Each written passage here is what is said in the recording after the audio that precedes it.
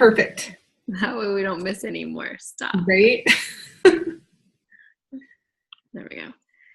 Oh my gosh. Okay. I feel like Summit is going to be a problem. Like no one's going to sleep. I was like hoping to catch up on a little bit of sleep, but maybe we're not awake.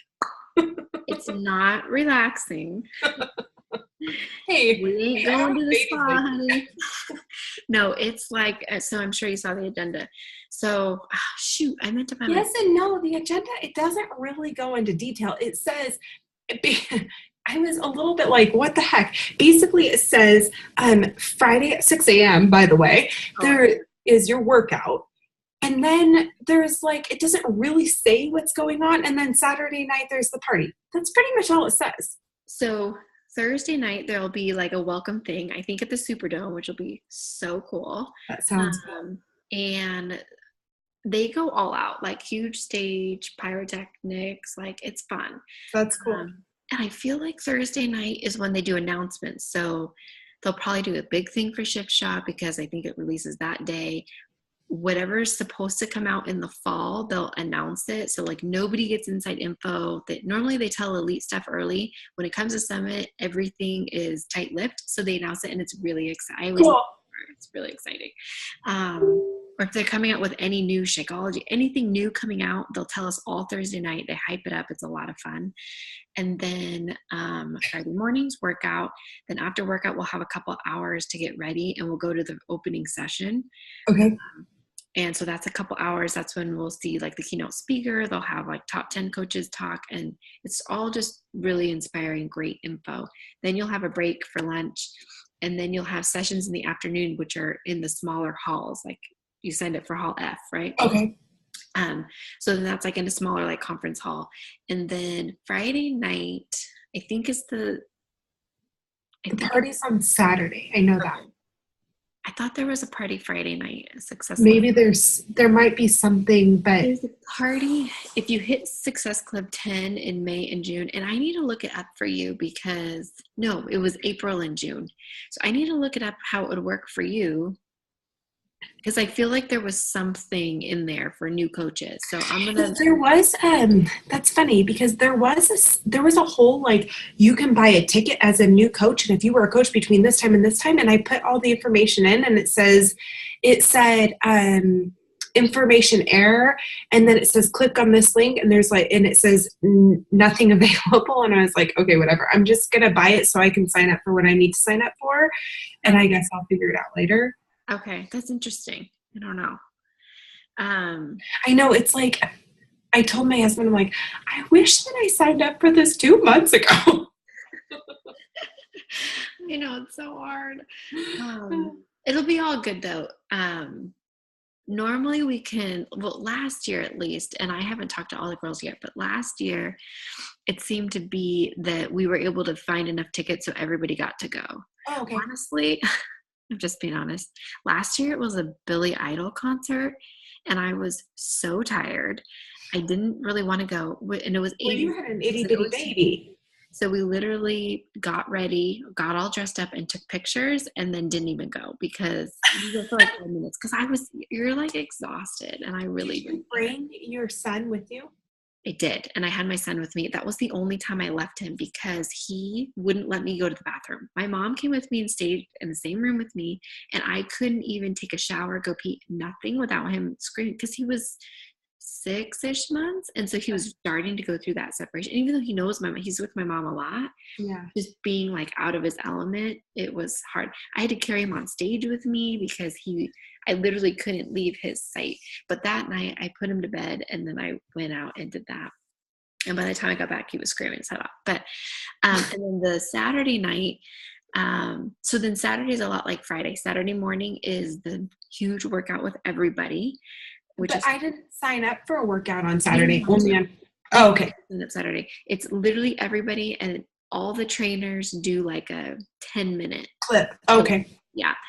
And in Nashville, it was like on the main street. So I'm sure it's going to be the same way, like on the main street of New Orleans. They block up the street and it's tens of thousands of people. Saturday morning, And we go really early because if you don't, you're way in the back. There's huge screens everywhere so you can see what's going on. But so the first year, Shayna and I just pretended to work out and we got as close to the stage as we could and took a bunch of selfies. Okay, so then that Saturday morning, then it's the same thing where you have a session, 2 sessions, and then there's a longer break, I remember, between the last session on Saturday and the closing ceremony. To get ready for the The party. closing ceremony, they announce all the ranks and the top 10 and all of that. And it's fun. And yeah, and that's how then everybody goes home on Sunday. So there's definitely not very much downtime. We're going to do a team dinner Saturday night. Mary Kate's from there. So Okay. I put her in charge of picking like where to try to go eat and get a reservation or something that's nearby everything. And both Mary Kate and Shayna are pregnant. So I'm trying to plan a secret, turn that team dinner into a little mini baby shower too. Oh, cute.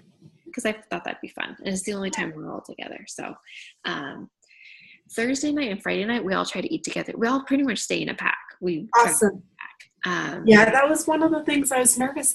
I know you, and you're the only person I know. I mean, it hasn't even been a month. I've done one team call and I was on the phone because I didn't understand how to do it on the computer. You're going to love the girls. They're all really nice. All the girls who are going are so nice. There's a lot of girls that I haven't even met that are going this year. Awesome. But Mary Kate's like the sweetest. She's going. Shayna, Kim, and Brittany, they have a few people from their team. So it's good. I think there's like 25-ish of us from Faithfully Fit. And then Hard Hitters, I don't even know how many people are from her team. I saw there was some group I just clicked on because apparently I click on everything. It was like Summit 2007 from 17 from Hard Hitters. Yeah.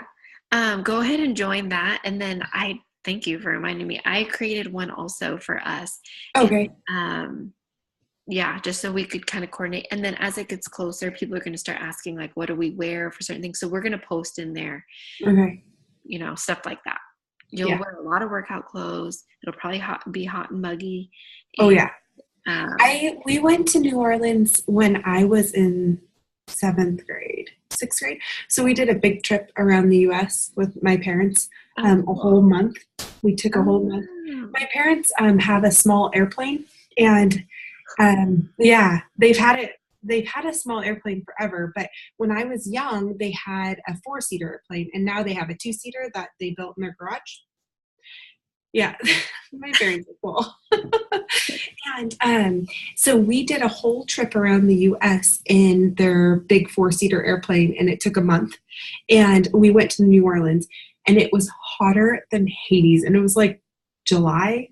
It was so hot. So I remember we didn't have a lot of luggage, obviously, so I had these 2 cotton shift dresses that like weren't clingy at all. And I remember sitting there going like this, trying to get air in them. It was so hot. That's how it was in Nashville last year. Okay, first of all, you need to post about that trip because that is something that people will be so intrigued about. If you like kind of breadcrumb it or talk about it randomly, that'd be really cool, like little bits and pieces of it. It was so hot in Nashville last year. So the day that we went on stage for recognition, I had Hayden because I couldn't leave him with my mom out in the stands. And we were in the tunnel, like where the football players come out of. Mm-hmm. And I was calling it the tunnel of death because there were hundreds of people standing in this tunnel waiting to go out and get announced. And they were trying. That many people get announced? They announced, well, they did it different from the 2 years I went. So I don't know how they'll do it this year, but what it seemed was if you're like 1 through 4-star, you kind of do this parade around, they give you a flag, and then 5-star and above, they don't announce you like one by one, but they'll say in the 5 stars and you like walk across the stage. Oh, cool. And so on. And then they announce the top 10 and they announced the premier coaches. So last year I was a premier coach. So that was the biggest thing I got to go. What's the difference between a premier coach and an elite coach? Premier is you're a 2-star diamond. And within the calendar year, you have 135 elite points. What's an elite point? An elite point is There's 4 different categories. So one is for personally sponsored coaches who hit Success Club in the current year and the previous year. So for you, so let's say you're pushing for Premier because you could do it for sure. So every single person on your team is going to count for you this year because it's your first year. So you get 1 point every time one of your personally sponsored coaches hits Success Club. So let's say Esther hits Success Club in June, you'll get 1 elite point. You get 1 elite point for all your customers. Every time their volume cumulatively gets to 500, you get 1 point. So if you hit Success Club 10, which means you had over 10,000 volume for the month, 1,000, you would get 2 elite points. Okay. The other category is you need 135 of those. Yeah, and that's in a whole calendar year. Not every month. Not every month. No. Okay. Whole calendar year. The other category is what's called ATV, which is like your overall volume. And I don't know. I'd have to look at how that is for a brand new coach. None of this was on my radar my first year, so I don't know, because basically what it means is you have to grow from your previous year a certain amount, and every time you grow by 10,000 you get a point, but you don't have from last year, so I don't know how that works. Obviously you're included though, so I don't know if it's just every time you get 10,000 in volume you get a point. It could be, so that would add up quick. And then the last category is, what is it? PSPV, which means every time your coach's volume, so anything they sell or their coaches sell, equals 500, you get a point.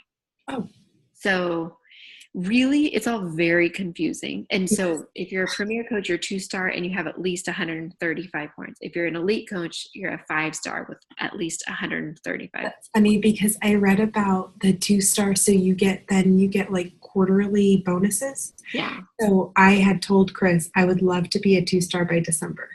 Oh my God, you could totally do it. And you would totally be Premier, because I think if you built to there between May and December, I'm pretty sure you'd hit the elite points. I feel like it's all a numbers game. Basically, all of that is very confusing when you break it down.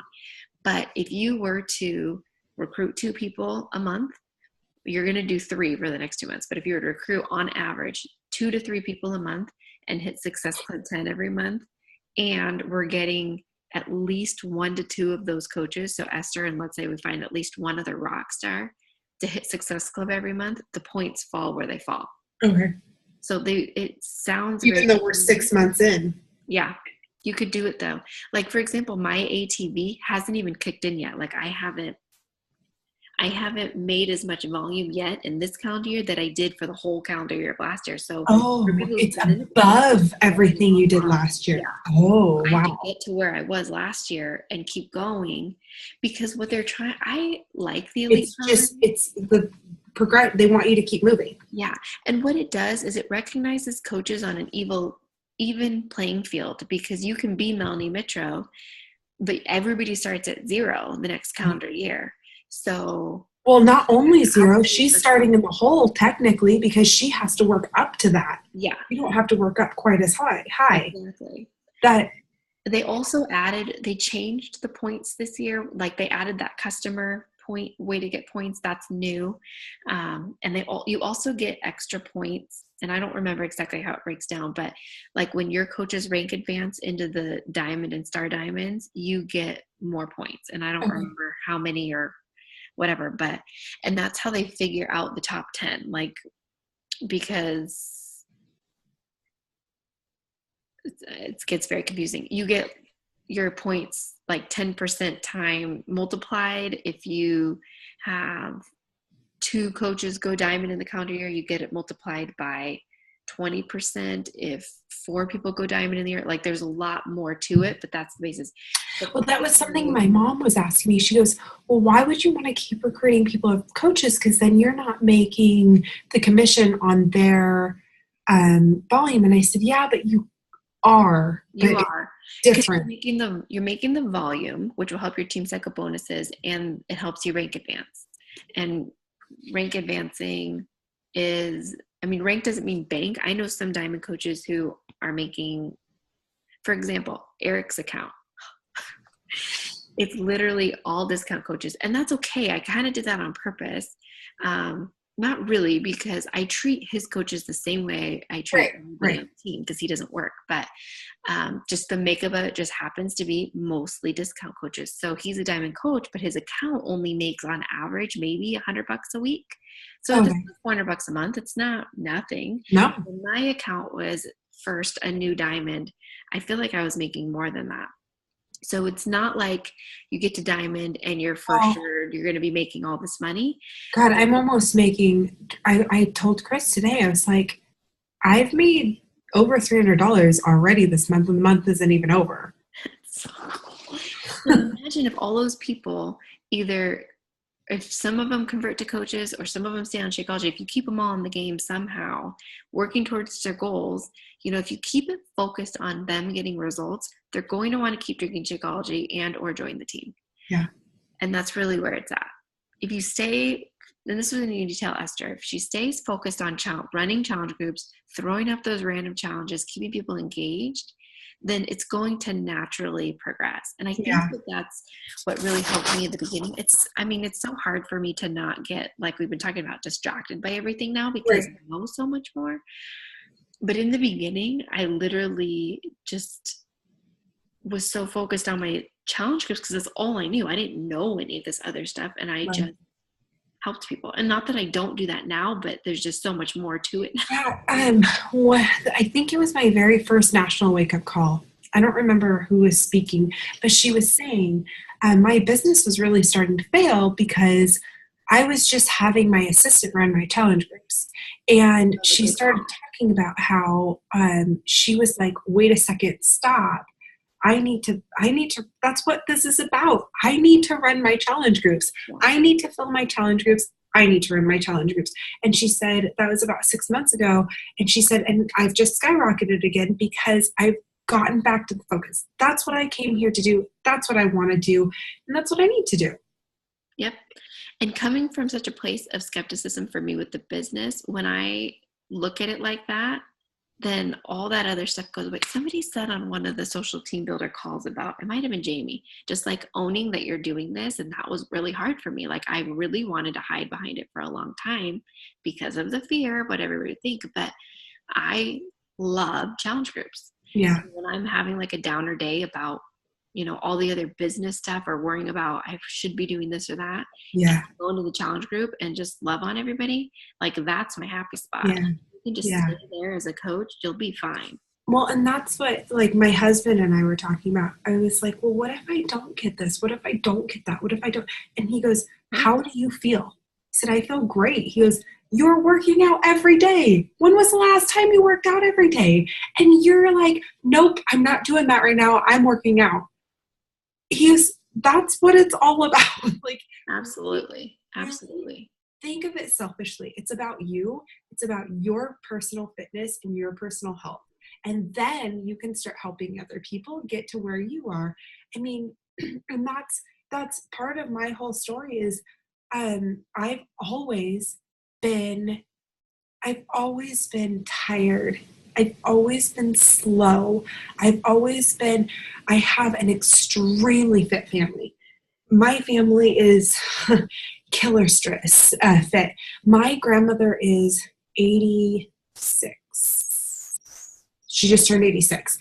And she literally is bitching and moaning that a 3-mile hike is a little bit much for her now. We went, when my husband and I were first married, we were 20 and 21. And we went up to my grandma's house. We were going on a camping road trip, and they live up near Yosemite, just the base of Yosemite. And we went hiking with their senior hiking group. They kicked our ass so bad. We couldn't keep up with the slowest people in this hiking group. I am not joking you. They are crazy. But that has been my whole life. I remember going on hikes with my parents, dreading it. dreading hiking with my parents. Going on hikes with my parents, and my mom was smacking my butt the whole time. Come on, honey. Come on, honey. Come on, honey. And I was like, if you touch me one more time, I'm going to just lay down. I'm not going to move. Such great content. Oh my God. They called me my nickname growing up. This is awful.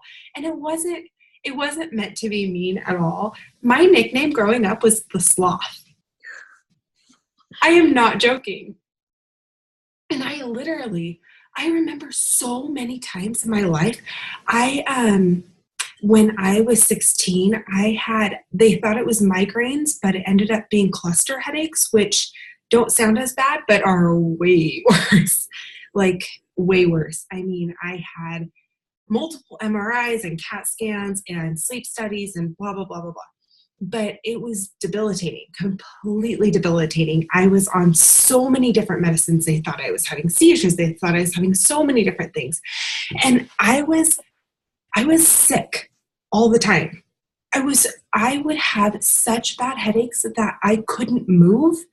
And the only thing that would help my headaches were a dark room and screaming as hard as I could into a pillow. And it was almost like my body was just like, I almost felt like my body was shutting down. And I kind of got over it, but never really. And I've had these little pieces my whole entire life where I've had these times of just like sick almost, like my whole body is sick. And that was one of the things that kind of led me to this is I had started doing P90X. I had P90X that I had purchased with a friend a long time ago, and don't tell Beachbody, but we downloaded on both of our computers so we could both have it. We were roommates at the time, by the way. And I was like, I think I still have that Beachbody on this backup hard drive somewhere. I'm going to pull it out. And I pulled it out and I started doing it, and I started doing it regularly. And I was focused. I was doing it. And it was about the 8-week mark. And I was my husband was getting ready for bed or something. And I think he was brushing his teeth. And I was getting into my pajamas, and I laid on the floor in our closet, and I was bawling. And I was saying, there is something wrong with me. There's physically something wrong with me. I don't know what to do. I feel sick.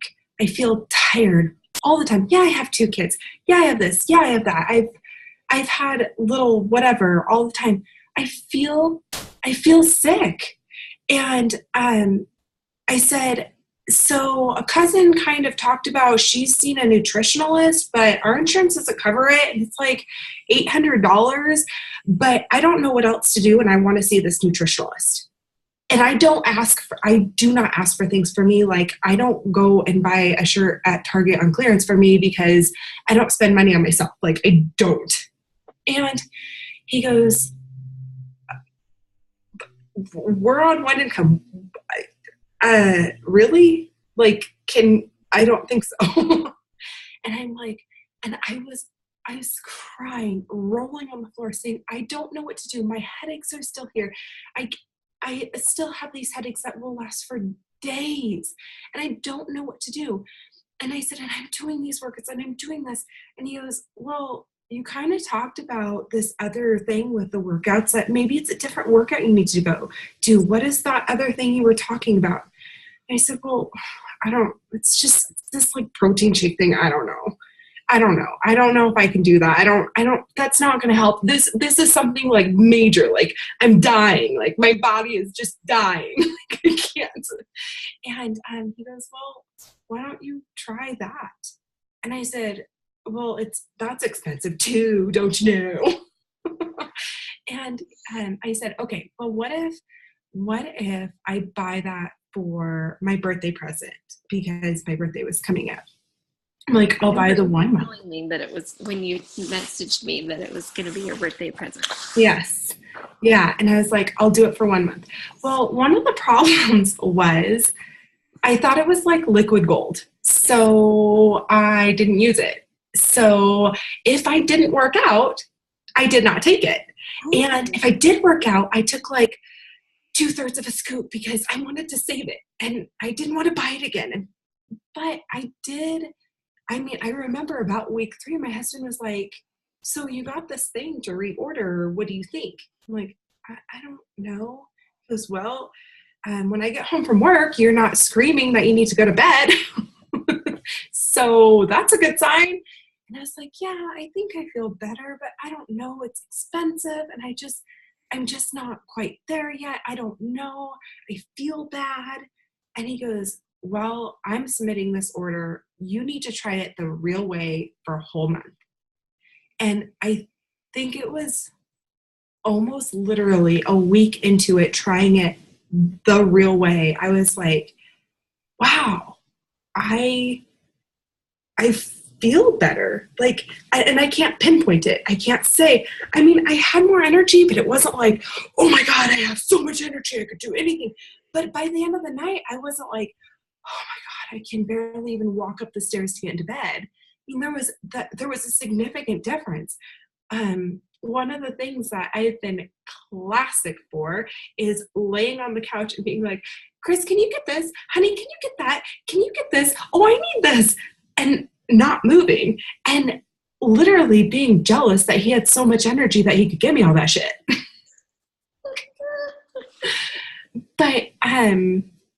But yeah, then 1 week into it and I was really starting to feel better.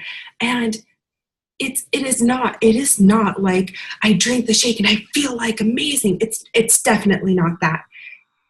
But one day, a week and a half ago, I missed the shake and it was like 5:00 at night. We were out running errands and I was like, oh, I should prepare it before, but we'll be home. And we were out running errands and I was like, it's too late. It's 5:00 at night and we just had dinner. I really shouldn't drink it. Like, I really don't need to drink it right now. But I was like sad that I didn't have my shake. I love it. Oh my gosh. There's like 1,000 posts in that right now. I think the hard thing too is tapping into it. Yeah. And being that vulnerable and allowing people to hear you that way and thinking that anyone would care. But think about this. What if there's another mom out there, maybe doesn't have the cluster headaches, maybe doesn't have the same exact symptoms that you're having, but maybe there's another mom out there who's dealing with something like that physically, and this could help her. That's the mindset I think that you have to have when you're writing these posts, that you have to block out all the negativity in your head about what some people might say and think about the people who need to hear it. Well, and I was kind of thinking, why do I really need to transcribe this? And I'm thinking right now, just to be able to look back and think, oh crap, I haven't talked about that in a long time. That's something to talk about. I mean, I also had really bad anemia. I still do. I have really bad anemia. I was a vegetarian for 7 years, and my doctor was like, so I know you're taking like 5 different iron supplements and eating a lot of your greens, but this is not doing it for your body and your blood. So either you need to start eating meat or we're going to do transfusions. Like, it was that bad. Like, it had gone from, I was doing prescriptions, I was doing this, and none of it was working. Like, my body just really needed the meat. But I still, even though I do eat meat now, I still need to have iron supplements. And since I've started constipation and iron supplements, oh my God. And since I've started the Shakeology, I've kind of forgotten to take my iron supplements a lot. And I know when I need it now, because I'm like, oh my God, give me a hamburger. And I start to feel that like tired and stuff. I don't feel like I need them. Like, and sometimes I'm like, well, is that what, can I say that about Shakeology? Yeah, it's your own personal story. Absolutely. Yeah. I know that like in doTERRA specifically, there's all these things that they're not allowed to say. Beachbody's not like that. There isn't any, as long as you say some sort of disclaimer, you know, and you don't have to. When it comes to health stuff, you can't claim Shakeology will cure heart disease. Right. Shakeology will cure diabetes, because the research isn't totally there yet. Right. However, you can say, since I started taking Shakeology, this is what's happened. You know, this is what I struggled with. And then I started drinking Shakeology, Oh and my now gosh. I feel like this. My hair is so much thicker. Is that Oh, yeah. like normal? And my nails grow so I know. fast. That's almost annoying. In fact, I cut mine today, and I'm like, oh, I just did this. And Oh my gosh, I cut mine today too. And I was like, crap. Yeah. I cut mine earlier, like I think it was on Sunday or something. Yeah, you can definitely talk about all of that. And you don't need to do a disclaimer. You literally, the only disclaimer, since I brought that up, you have to do is income disclaimers. Like if you say, I make anytime I say I $100,000. replace my income, I have to put this little thing at the bottom saying, it's based off of effort and time and whatever. But other than that, it's your personal story with it, and you can talk about it. So I wouldn't worry about that. I keep trying to pull up these questions, and then okay. Go to module 2, and I think it's the 6th one, and it's at the very bottom. It is so dry here. I have to drink so much water.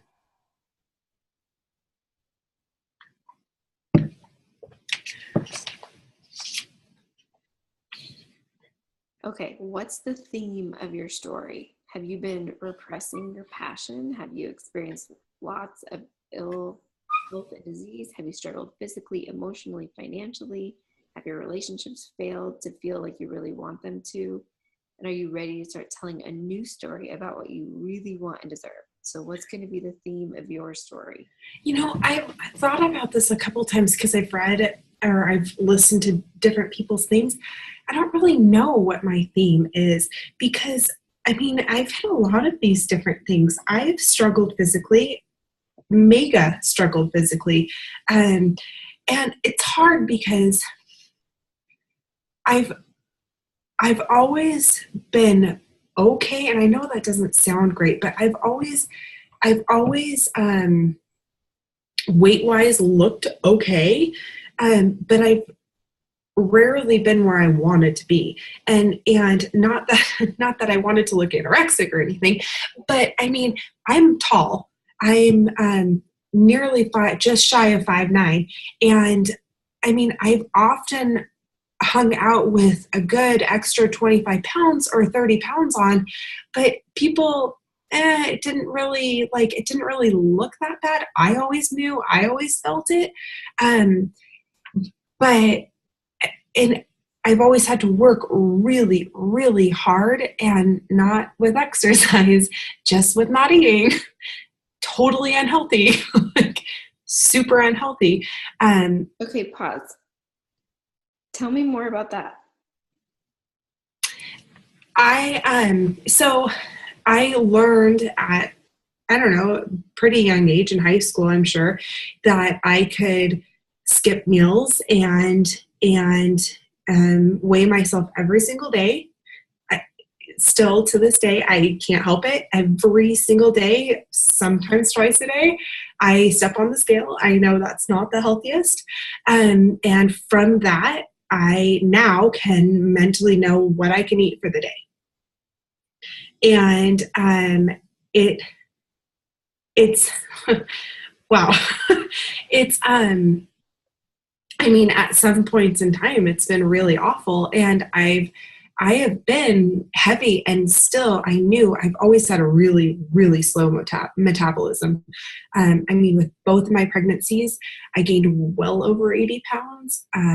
With my first one, when I hit over 215, I refused to let them weigh me.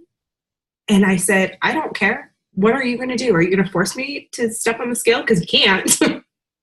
I literally got in conflict with a nurse once because I would not let her weigh me. And my doctor said, you don't have to eat your way to the delivery room.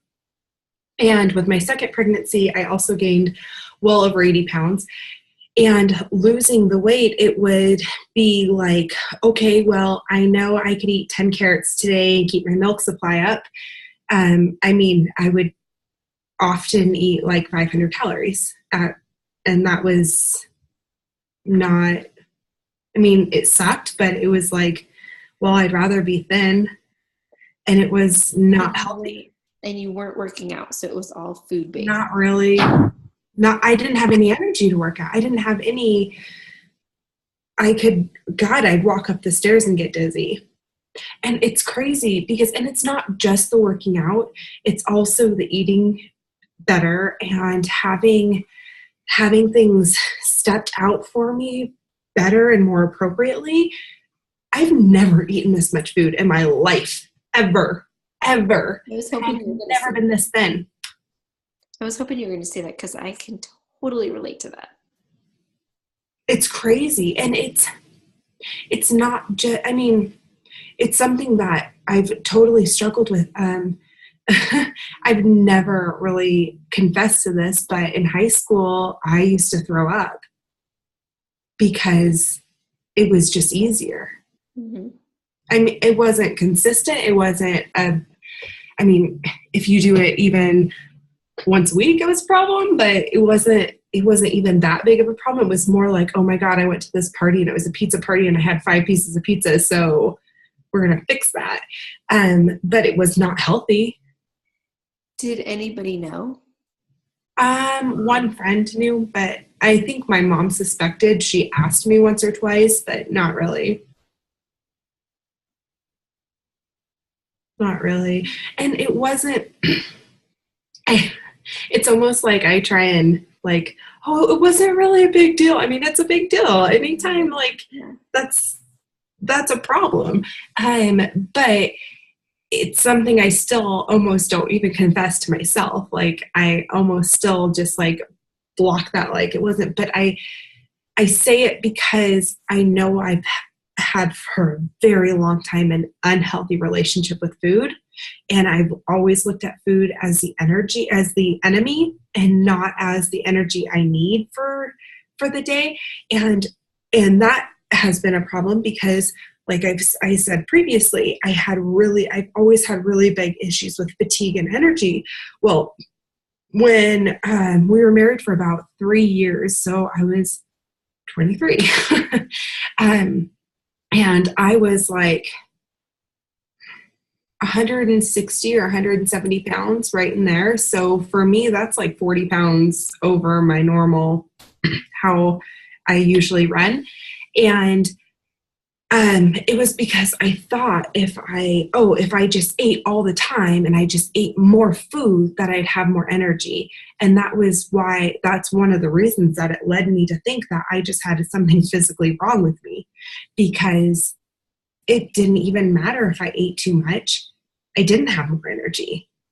And I've always been, it's funny because I've always been really good about what I ate. I mean, I love my Mexican food and, pizza and that, like everybody else. I mean, I have a pretty well-rounded diet, but on a general basis, I've always been really good about eating fairly healthy. So it's not like I was just, I need to eat more food to have energy and I'm going to just eat a loaf of bread. I mean, it wasn't that at all. It was that I was still eating a lot more and it wasn't helping. It didn't seem to make me have more energy or less energy or anything. So, but I don't know, like, I don't want my theme to be eating disorder or anything like that. Like, I really don't. It's something that I don't feel comfortable talking about. I have talked about it with a few people, but it's more, and I would like sprinkle it in here and there. Like I've struggled with it. I mean, I think especially one of the things that's hard is I even look at myself now and I'm like, wow, I've never thought that. I've never looked in the mirror and been like, wow, I look good. But then also I think, wow, how could somebody who's overweight look at me and think, you must have been thin your whole life. You are so strong, so you must have always been like that. I know where you're coming from, girl. I've been there. I have been there. And yes, I might not have been 200 pounds without being pregnant, but I have definitely struggled with a lot of those same things you're struggling with. I mean, I should have. I think you just start talking about these things as you're comfortable with it, because that is big. And I think that one way you could talk about it that I think would resonate with a lot of moms is starting out with, this is really hard to talk about because you are a very smart, caring, loving mom, and you're very in control. And this was something that you dealt with that was hard, that's hard to even think about yourself doing because of the type of woman and the strong, smart, confident woman that you are. Well, and also having two girls, like, I think there's that's been a big thing for me. And that's been something that I've really focused on. And I've tried to say a lot, like, I have two girls. I do not want them going through what I went through. And I know they will in some capacity. They will, because every woman does in some way. I don't want them struggling with the food issues that I have, and I don't want them struggling with the exercise issues I have. I did watch my mom growing up exercise. I didn't get it. Honestly, it was a little old school way of thinking, but my mom left to exercise. I always knew she left to exercise, but in a way, and I talked to my mom about this just recently, in a way, I would resent her for leaving. I'm like, why are you leaving? But we want to go do this and you have to go exercise. Oh, that's so important for you. I didn't get it. And I try really hard to, on a regular basis, exercise in front of and with the kids. I want to teach them. And when I'm ready to quit, my favorite thing, I yell at them, say, go, mommy, go. Go, mommy, go. And I tell them to yell that at me. And I tell them when they start to like, oh, but we want to go do this. I say, who am I exercising for? I'm exercising for you. I'm exercising so I can keep up with you. And that's the truth. Because it's hard to keep up with a 3-year-old. Oh my gosh, Cassidy, there's so much here. So much good stuff. I've only asked you one question. This is amazing. I think this is we're going to need to do this again. Yeah. Well, I think some of this stuff will really overlap. I think too that as you start to share some of this, you'll gain that confidence in how you want it. And it doesn't have to be your theme. I understand why you say you don't want it to be your theme. Yeah. I don't feel like it's the I feel like more your theme is more just from the two things you've talked about so far. I feel like your theme is more like the lack of energy and that sort of thing more than it being this. But I think this is such a powerful story that so many moms will relate to, from bringing in the fact that you have girls and the fact that you had these struggles that you only told one friend about, and that so few people in your life even know, and however you decide going forward to share that, I think will be really powerful. But I think just know that you have control over how that looks, Yeah. So don't be afraid of it. Yeah. All right.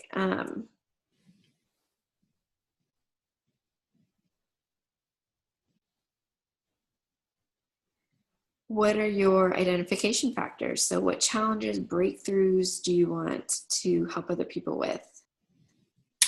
One of the challenges that, and it's not something that I've completely broken through, but one of the other things I've struggled with my whole life, God, I feel like I've struggled with so many things. One of the other big things I've struggled with my whole entire life is depression. And I know it's hand in hand with the fatigue and sometimes, and with the headaches and stuff. And sometimes it was like, well, is that making me depressed? Or is the depression making that happen? Or what? I have, and I will not go into it, I have some pretty gnarly childhood stories about a biological father of mine, technically. I have taken years and years and years to be able to come into terms with that. And with both of my daughters, I had postpartum depression. And so I started Shakeology. Cora it was my birthday. So I was only nursing her at night. I was really trying to wean her. She's 16 months old, and I was like, for God's sakes, can we please be done nursing? Like, mom is done. Come on now. 2.5. Oh my gosh. Ugh. And so, well, with Capri, I didn't lose any weight until I stopped nursing. So I was thinking that as soon as I stopped nursing, I would actually finally lose some of the weight, because I thought that maybe my body was holding on to it. But I still definitely, because I was still nursing, I still definitely had a lot of those hormones going through. And it wasn't that I was depressed, but we just moved across the country. We just left everything behind. I left a career that I worked for 12 years. I worked towards this career, and I left it all behind. And I definitely lost a big sense of myself. I wanted to be home with my girls. I want to raise my girls, but I worked so hard for so long to have this career to help other people. And then it was just these two little kids screaming at me all the time. And I loved it, but I also hated it. And when my husband would come home, I'd be like, oh my God, you need to be home. You need to save me from this. And then I felt awful, because I was like, this is something that we left everything behind so I could stay at home with the girls. And then I kind of lost a piece of myself. So I was like, crap, like, I can't complain about that. But I really feel like with the regular exercise and the Shakeology and the healthy nutrition, that it has made, I haven't ever been so happy in my life either. I haven't woken up and been like, today's a good day, and truly, truly feeling it. Not just saying that so somebody else is happy, but saying that just because I feel like birds are chirping at my window, and I've never, ever had that. So I think one of the biggest challenge that I have broken through is being happy with myself. That's awesome. This is so cool. You're learning a whole lot about me. No, I love it. And I think, too, another thing that would be so relatable to people with this story is the stay-at-home mom thing. I relate to that so much, because it's what I always wanted. And I never thought it wouldn't work as a nurse and a probation officer. There's no way in San Diego. And I've definitely had those moments of like, this is what I wanted all this stuff. Right. You know, and there's definitely been days where I thought about, if I was at work right now, I could just be sitting there doing some charting. Oh my gosh. With nobody interrupting me. Come home. So I think that is relatable. And, you know, you can talk about how you made this move and you wanted all these things, but what you left behind. And that could totally tie into coaching too, because now you have this new community of people and this new thing that's yours that you get to do. And it's so you. I mean, yeah. And it gets to be whatever you want it to be. I think that will be a really awesome story to tell. Mm-hmm. All right. Let's see. So why are you passionate about health and fitness? Was it always important to you? And why did you pick Beachbody? So kind of like I had said before, I just decided to try the P90X again to kind of pull it out, because I couldn't go to a gym. I couldn't do this. When I was 16, I think, I watched, was it Legally Blonde or one of those movies? Oh, what's the one where the girls are all so mean girls? Where the girls are all so mean. And one of the girls did jazzercise.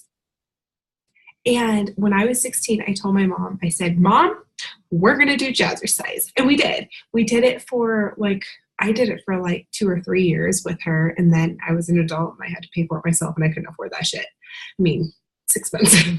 Stuff's really expensive.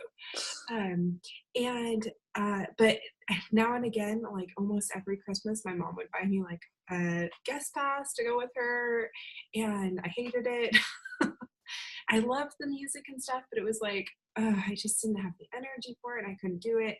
I tried gyms now and again, and tried to go to their classes, and either the time just didn't work for me, or I tried to go and then I was running late and then the class had already started, or a couple of the gyms that I went to, the classes, you would have to be there 20 minutes in advance and put your name on a waiting list because the class would fill up. Yeah. So I was like, okay, so I need to work some of this baby weight off. So I'll try the P90X again. I'll just pull it out of the closet. And then this crazy lady was doing this Beachbody all over the internet, and um, did was talking about this on demand. And I'm like, wow, if I could do a different workout and I could kind of do some of the P90X a couple days a week and some of this other workout a couple days a week, it wouldn't be boring because it would be fun to have these different workouts. And I thought the on demand sounded really interesting to me. So no, exercise has not really been that important to me. I've tried a lot of different things here and there, and it's never really worked. I knew I needed something that I could do on my time, on my schedule. I didn't have daycare options for the kids, and it wasn't too expensive. Perfect.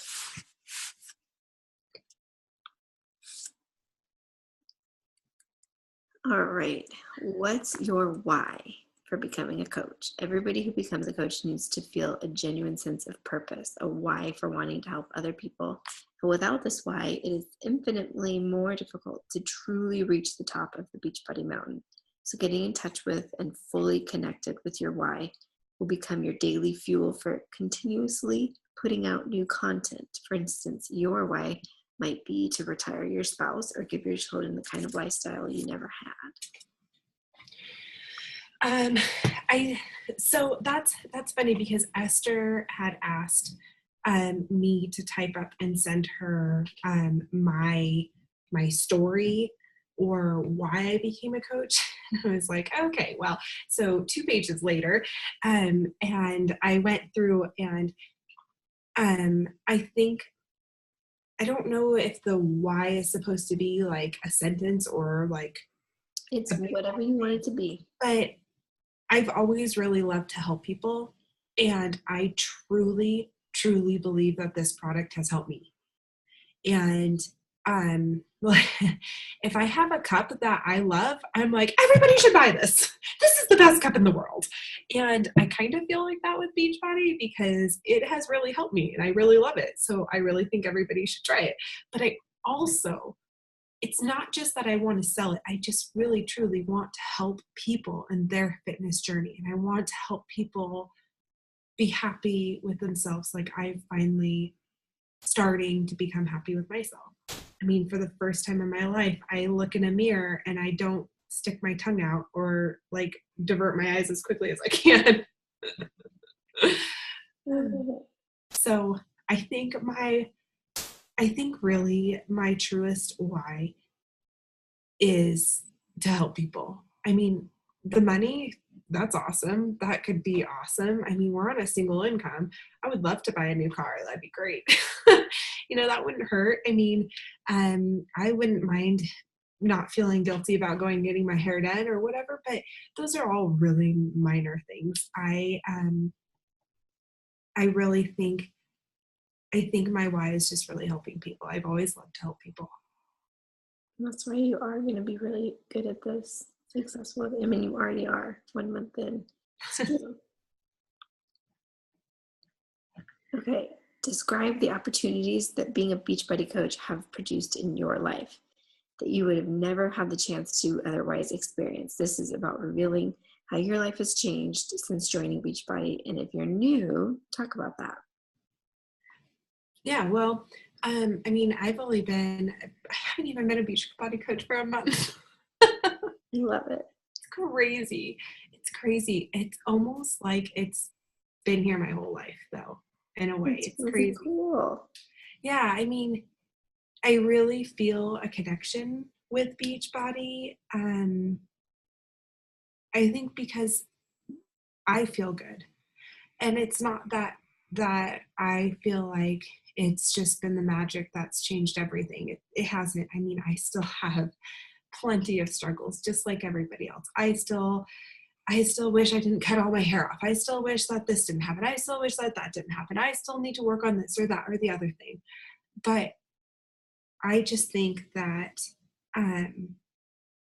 the opportunity that it has produced in my life is making me feel like a whole woman, a whole mother, and a whole wife. And I don't think anything can beat that. Amazing. Perfect.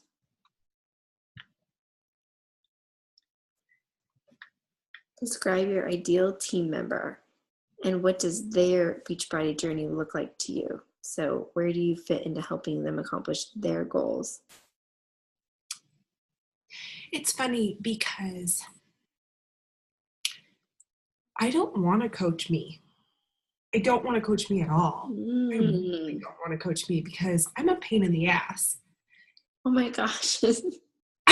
You've been heaven sent, so I don't know why you think that, but I think one of the exciting things about this opportunity to be a Beachbody coach is to have the diversity.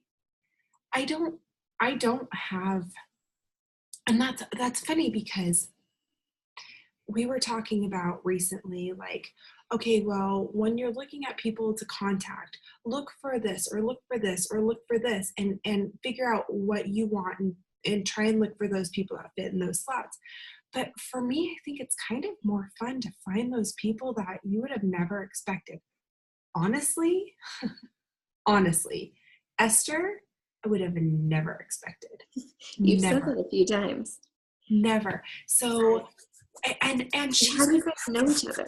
So we were in the Bradley birthing class together with with her first and my second.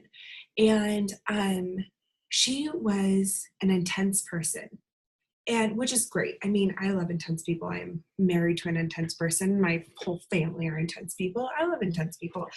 But she was the person that wanted to know every answer to everything right now, and which is crazy because that's kind of me.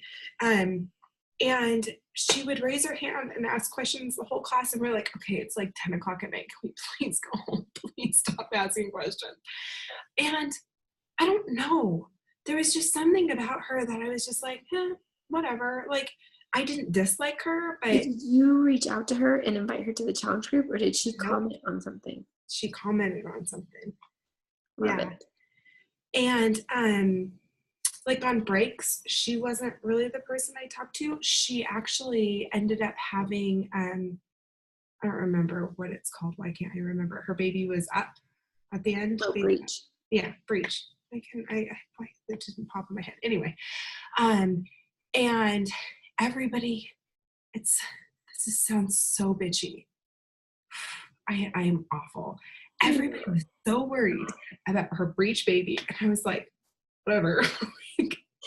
Okay, I just have to tell you this funny story because I can't. When I took the Bradley method with my first, there was this girl.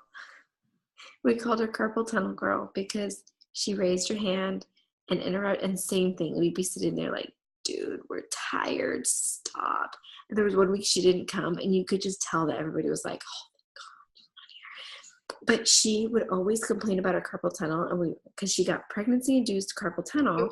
That's awful. Partway through our class, like week 2 or something, and she'd bring water bottles, like ice water bottles, and she'd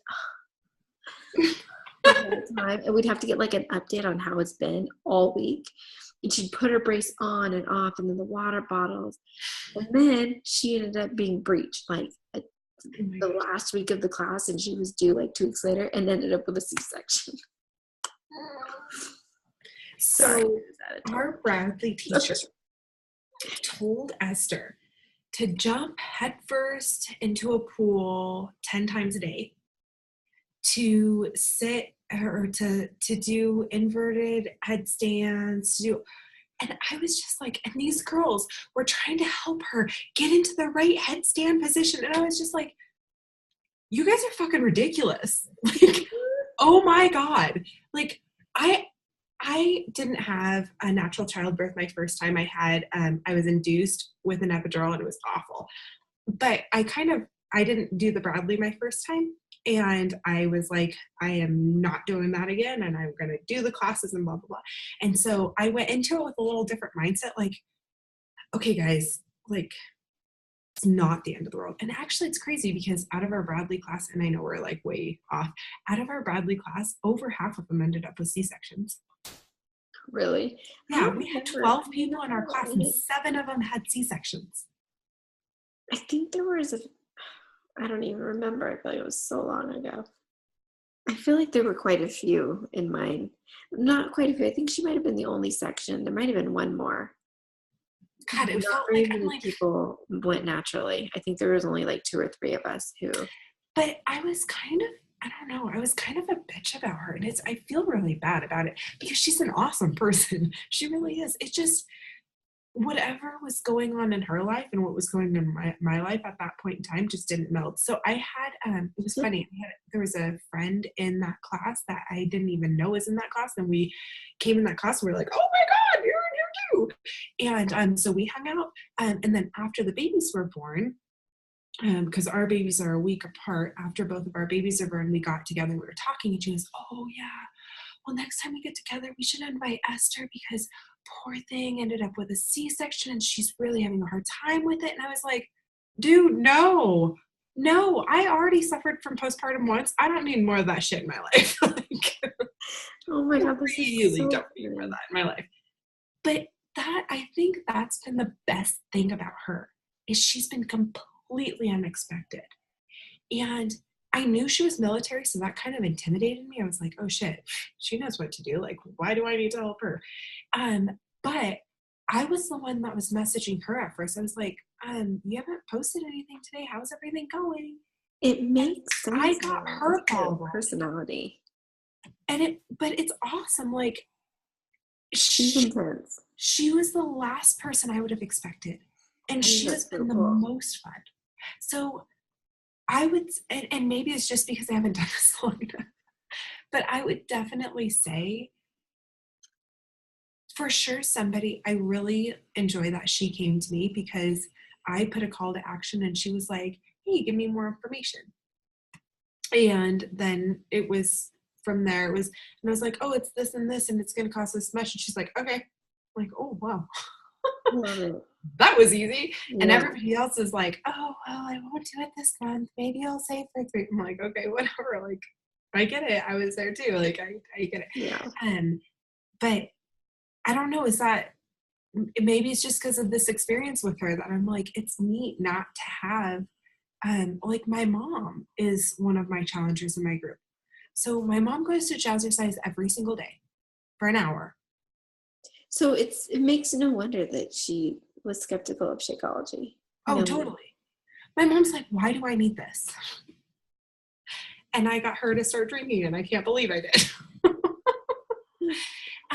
Everybody needs it. She has been going to Shakeology, or to jazzercise every single day,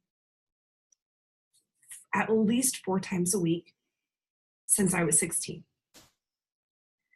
She is probably the strongest woman. I mean, she's crazy strong. She's crazy strong.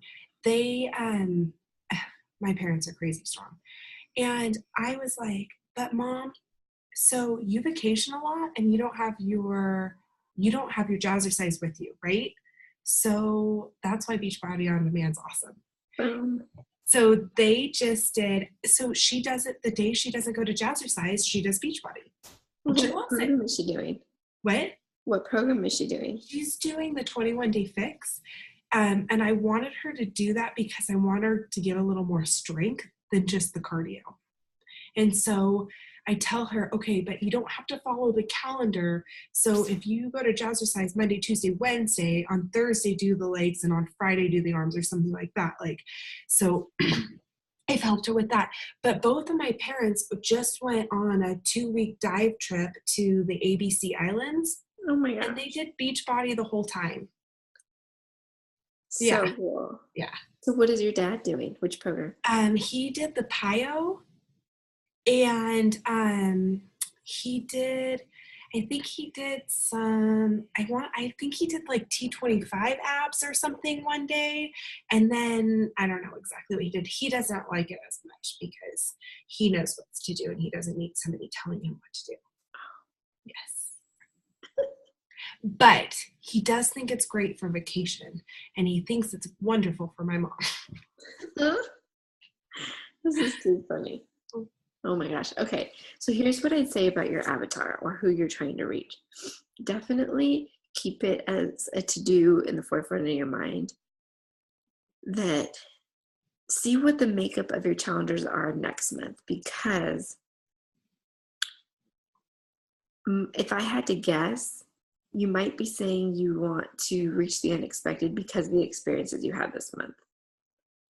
I just feel like there's something, and maybe I'm just speaking to this because right now, the most recent experience in my mind is you. And I'm having so much fun working with you because we have so much in common. But I do feel like when I've tried to help people who I don't have as much in common with, it is really hard. It's not that I don't want to help them. It's just, if we're not like-minded and they come at me with some sort of excuse and I try to help them with the way that I would help them, and it's like a roadblock, and I'm like, well, shoot, that's what I would do. And I try to like go at it a different angle, and it's like, I'm wrong again, wrong. You know what I mean? And in a way, like Esther and I have a lot in common. And like I have, talking to my mom, I hit a lot of roadblocks and a lot of, well, honey, I have been working out. I am 60 years old. I have been working out for a very long time. Honey, I have been eating healthy for a long time. Don't you understand that? And actually, and that's one of the reasons that I've learned a lot of other things that I can say to people, like, you know what? I totally understand that you've been eating healthy for a long time. However, you eat healthy because you try new healthy things, right? Like That's a my big mom about one. 4 years ago started making her own yogurt at home because she wanted the probiotics and it was healthier if you made it yourself. Well, Mom, this is that same kind of thing. It's something new to try to keep up that healthy lifestyle that you've always had. That's a really good one. I'm stealing that. Yeah, totally. And that's the thing. It's always great to bounce ideas off of each other. So I do think that definitely someone like me is more relatable. I can talk to them.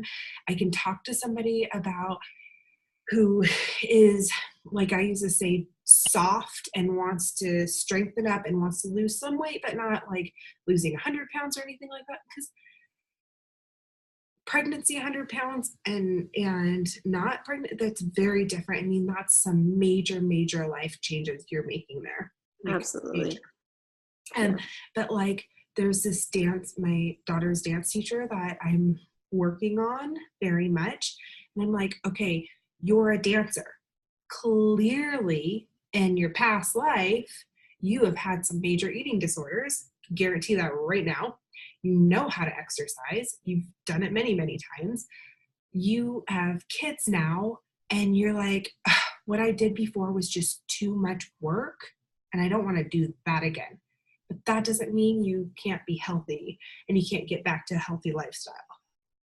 So I think being able to bridge that gap of, I used to have these major issues and that was too much work to deal with. And I'm a mom now, so whatever. But no, not whatever. You can still. Okay, that right there needs to be a post. And once you figure out how to write it, that needs to be something you save and recycle, because that's so good, what you just said. For reals. Because you just use the example of the dance mom. And obviously, if you want her seeing your stuff, you're not going to say anything about dance per se. But you can describe that mom who has always been fit, worked really hard, probably struggled with food. And, as you kind of tie in how much you're comfortable with your struggles with food into that, it'll all link together. And then say, it's okay, don't be afraid, because you don't have to do that. Right. This and this works, and it's so time easy, effective and easy and doable. Like, yeah. that's a post right there. That's 10 posts right there. That's good stuff. Why are you laughing? I don't know, because it feels like I think sometimes, and I think you'll find this when you start talking and answering these questions and just start rambling on and on. It's just all that stuff that's always in the back of my head. So isn't that what everybody else thinks? Isn't that normal? Isn't that what it is? But not everybody's willing to use social media the way that we are to reach people. So yeah, like, just, I mean, I feel like in a lot of those modules, we heard it of them saying things like that. Like, even the bed sheet example, like, think of how many people. Oh my God, I've thought about it like 10 times since I heard that. What's that?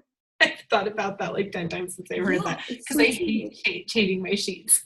First of all, who would have the guts to post about that? Second of all, who cares? Because there's probably thousands of people who look at their beds and go, damn, it's been a while since I changed my sheets. I should probably do that, but I'm not doing it today. It's all good. One of the girls spilled chocolate milk on the bed sheets like a week ago. And every time I pull back the covers, I throw them back really quick, thinking, oh shit, that's that chocolate milk that I've been laying on for like a week, and that's disgusting. There's definitely been nights where, like, especially when the babies were little and I was just too lazy to put it back in bed and they puked, and I just like grabbed a towel or whatever, like a shirt on the ground dirty, and tried to flatten it, and it went back to sleep. And I don't know when they got changed, honestly. But stuff like that, like, it's just too good. It's just too good. And I think the reason it works is because not everybody's willing to put themselves out there like this. But it's all normal stuff that everybody deals with, or a lot of people deal with. Yeah. All right.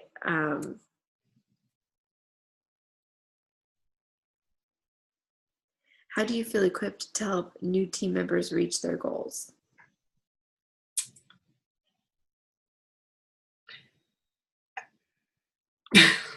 What's that? I don't know. I mean, I think just simply because if I can do it, you can do it. I mean, really, I'm not really equipped to teach anyone what to do. I just know what I can do. I mean, really. Yeah. Be that voice for people of, like, you're not a fitness expert, you're not a nutritionalist, you don't have any sort of degree in, personal training, but it works because you're a living example of it. Yeah. Yeah. And you know that you have the heart and the desire to help other people get this same feeling that you have now. Yeah. So, when I was finished with the challenge, like when I started the challenge group with you, I was like, my weight was great. I was doing really well with my weight, and I was feeling pretty strong. But I did do my measurements. And today the girls were playing with something. I'm like, what the hell are you playing with? And it ended up being a measuring tape that I didn't even know we had. I was like, okay, great. And I was like, what the heck? And I had my measurements on the 21 Day Fix app. And I just pulled it up and I measured my arms and I measured my legs. And I was like, wow, I lost like 3/4 of an inch in my arms and a whole inch in my legs and an inch and a half around my chest. Oh my God. And I was like, because my weight hasn't changed. It's been, actually, I think I've gained a couple pounds. But I feel fine. So I'm a little bit like, those numbers. But it's like, that's kind of that whole thing about, well, why am I equipped to do it? Because, I was just going to put something on the challenge group tomorrow about measure yourself. If you haven't already, do it now, because it doesn't matter. It doesn't have to be day one. Maybe you're feeling a little bit better about yourself now, so go ahead and measure yourself now, because you will still see a change. I did not think I would see a change. I did not think I would see a change. My clothes fits very similar still. I was shocked at the change so that I saw. cool. Yeah, the measurements are huge. The measurements and the photos to really tell the story. It's crazy. I started Shift Shop. I was 127.9. And last week, after either the 7-day mark or the 10-day mark, I was down to 126.2, I think. I'm back up to 127 something. But my clothes feel way better. I haven't measured myself yet because I'm waiting till Sunday. But you can feel it. I can't wait to talk about all of that. I kind of breadcrumbed it a little bit in one of my posts today, but I kind of want to wait and make it like a pretty good post about the scale versus how I feel and what this. Well, and then you see girls talk about the scale and they're like, oh, I was 110 pounds and now I'm 150 pounds and I look amazing. And it's like, okay, that's not realistic. That's not realistic at all, because really 40 pounds, I mean, right. I don't know. A lot of it, I'm like, okay, you're full of shit. Let's just be honest here. But I have definitely noticed, like, I had just hit 130 pounds and I'm up to 132. And I was like, I'd really like to, maybe we should, the last 3 nights we've had some kind of splurges. I'm like, crap, honey, we shouldn't stop the wine. And we shouldn't eat out. We're not eating out again this weekend. And but I feel good at this, like, and it's 2 pounds, and I know that's that whole mind game. I know, it's hard. 2 pounds, but for me to be 130 before, I would like fast every other day. I mean, this is stuff that I think you eventually will get comfortable with talking about. I think it's gonna be hard at the beginning, and I totally understand why. One of the hard, honestly, like, and this might sound really weird, but I love and respect my mom so much. And I don't want to hurt her. Yeah, I totally understand. Don't want her to think that, because there's been other little things that have happened. And she's been like, well, why didn't you tell me about that? Like, a friend will mention something that happened before, and she's like, why did you not tell me about that? I'm supposed to be your person to go to. Why haven't we done? And it's like, and then in a way, I'm kind of like, where do you think I learned how to eat, Mom? Yeah. I mean, yeah. But I know what you mean. I mean, I've even started to write posts about talking about my kids and how I want them to grow up with better nutrition, but I always think of my mom. Like, my mom did her best, and and so I would never want her to take it that way. So I know what you mean. Yeah. That's hard. Does your mom follow you closely on social media? Yeah. Yeah. Yeah. Because I tell her to like my stuff. But then again, it's like that double-edged sword. And my mom never really followed me on social media until I moved. Yeah, my mom, she's kind of a Facebook stalker, but she likes to look at stuff and whatever. Yeah. And she understands Beachbody fairly well because I took her to Summit last year, and she went to all the trainings with me and stuff. And I mean, she's like my person. I tell her everything. So she's heard so much about Beachbody that does she do Beachbody? She's one of my coaches. Is she? I was gonna ask. A discount coach, but yeah. But she does it. She does the shakes. She does the shakes every day. Her and my dad, and they do the workouts. Right now, they're doing quarter force. They love it. Nice. Yeah. They were actually, and this is something I don't really talk about, but I'm sure it'll come out when I do my interview. But she started working out. I feel like in her 40s was when she really started to struggle with her weight, and So her and my dad started going to the gym, and so they got on a much healthier track. But it was a time in my life where I wasn't ready to do it, and I was almost resentful of it. Not in the same way you described, like the time, because I was at a different age, I feel like, but I resented it because it was something I wanted to do, but wasn't willing to take the time to do it yet. And now here I'm like, my mom's freaking working out and I'm not, sort of thing. Yeah. So yeah, it's interesting. I've never talked about that before. Mm-hmm. And like my older brother's really overweight, and always has been, like to the point of where he's lost 100 pounds twice, 2 different times, only to gain it back and more.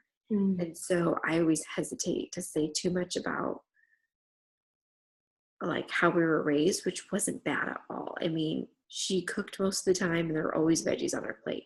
She just didn't force us to eat them because I hated vegetables and I would gag and make a big scene, like typical stuff. But I always stopped myself from talking too much about that stuff because my older brother, I don't know, I feel like it gets weird. And him and his wife are on social media. And so, in fact, there's some of my coaches, it's just, they drink Shakeology, trying to get them to do a workout, but it's hard. Sometimes the people closest to you are the hardest to help. And I've talked to him before about how, like, this is what I do as a job, and like, you're the person I want to help, but it's hard. Well, and that was something else that they was small kids and they're moving and all this stuff. I'm like, well, a lot of people. Where are they moving to? They're going to move to Tennessee. He is a pastor, and he really wants to be a lead pastor and actually preach, but he just graduated, and he can't find a job out here.